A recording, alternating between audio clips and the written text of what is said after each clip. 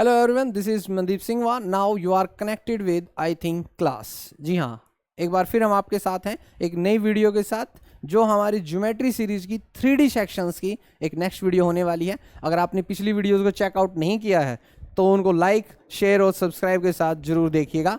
आज का जो हमारा टॉपिक होने वाला है वो है क्यूब। आज का जो हमारा जो नया टॉपिक होने वाला है उसका नाम है क्यूब।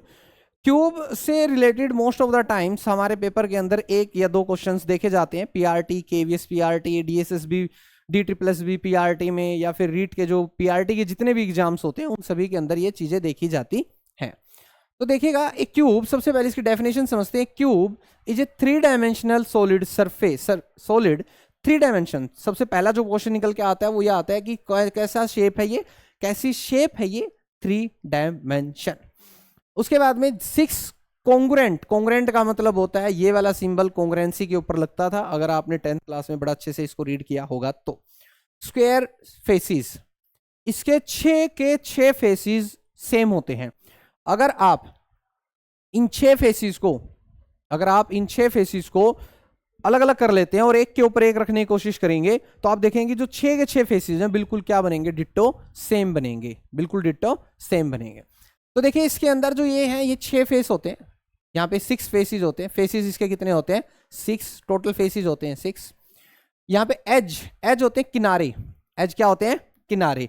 तो यहाँ पर जो अगर आप अपने किसी भी कमरे को भी एज स्क्वायर की तरह मानकर करेंगे तो आपके किनारे कितने मिलेंगे। जैसे यहाँ पे ये वाला जो है 1 2 3 4, 4 इधर हैं, 4 इसके सामने मिलेंगे। 4 और 4 8, 9 10 11 और 12। तो टोटल जो आपके जो एज मिलेंगे वो आपको कितने मिलेंगे, 12 मिलेंगे। कितने मिलेंगे, 12। टोटल जो एजेस हैं वो किसी भी शेप में आपको कितने मिलेंगे, 12। देख सकते हैं 1 2 3 4, 4 मिलेंगे उस साइड, जो इसके बैक साइड होगी उस साइड कितने मिलेंगे, 4। तो आपके बनेंगे 4 + 4। फिर 5 6 7, सॉरी 4 हैं। उसके बाद में इनको 1 2 नाम देंगे, और जो कॉर्नर्स पे हैं वो है 1 2 3 और एक यहाँ जो पीछे की तरफ में ऐसे जा रहा होगा वो होगा 4।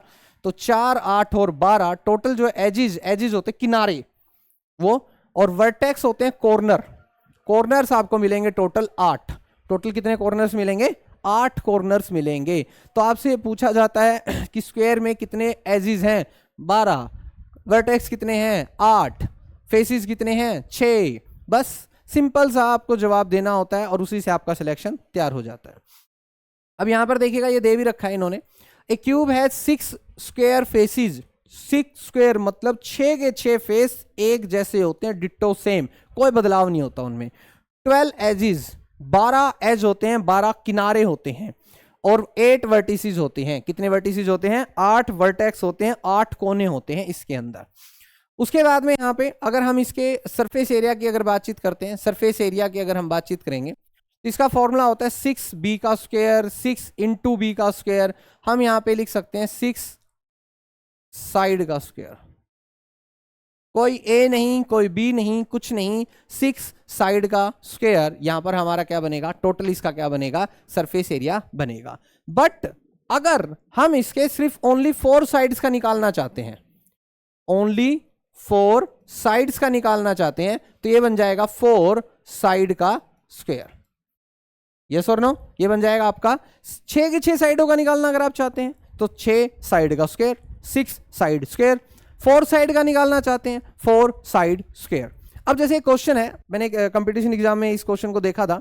क्वेश्चन क्या कहता है कि आप एक गैराज बनाना चाहते हैं अपनी गाड़ी के लिए। बड़ा ध्यान से सोचिएगा और इसका आंसर आपको कमेंट में देना है। बड़ा ध्यान से सोचिएगा और समझिएगा। अगर आप एक गैराज बनाना चाहते हैं अपनी गाड़ी के लिए स्क्वायर शेप का, और उसमें से जो फ्रंट की जो साइड है वो ओपन होगी और वो बाकी साइडों से क्या होगा, बंद, तो आपको इसका जो जवाब है आपको कमेंट में करना है। कमेंट कीजिएगा कि क्या होगा अगर आप एक गैराज बनाना चाहते हैं जो सामने से ओपन होगा, बाकी सभी साइडों से बंद होगा और स्क्वायर शेप का होगा, तो उसका सरफेस एरिया क्या होगा। ओके, तो चलिए देखते हैं कमेंट में कौन कौन बता पाता है। वॉल्यूम जो है, वॉल्यूम का फॉर्मूला हम यहां पे लिखेंगे साइड और उसका लिखेंगे क्यूब। आप बी क्यूब भी लिख सकते हैं, b × b ये भी लिख सकते हैं। ये हो जाएगा आपका इसका सरफेस एरिया, 4 साइड्स का फॉर्मूला, वॉल्यूम का फॉर्मूला। अब यहां पर जो आ जाता है, यहां पर इसमें जो नई चीज आ जाती है, platonic solid, A cube is one of the 5 platonic solids. Cube जो है, जो हमारे पास में 5 प्लेटोनिक सॉलिड्स होते हैं। अब देखिएगा ये इंपॉर्टेंट क्वेश्चन बन जाता है एग्जाम पॉइंट ऑफ व्यू से कि प्लेटोनिक सॉलिड्स कितने होते हैं, 5, और उनमें से पहले नंबर पे जिसका नाम आ जाता है वो कौन है, क्यूब। वो कौन है, क्यूब। आज हमने पहला पढ़ा है, आगे आगे हम दूसरा, तीसरा, चौथा और 5वां भी पढ़ेंगे। तो एग्जाम पॉइंट ऑफ व्यू से आप हमारे साथ जुड़े रहिएगा। अगला जो टॉपिक होगा आपका वो होगा कौन का टॉपिक होगा, जिसके अंदर आप एग्जाम पॉइंट की तरफ से चीजें पढ़ेंगे, ना कि किसी और चीज से। नो बकवास, सीधी बात। जी हाँ, थैंक्स फॉर वॉचिंग।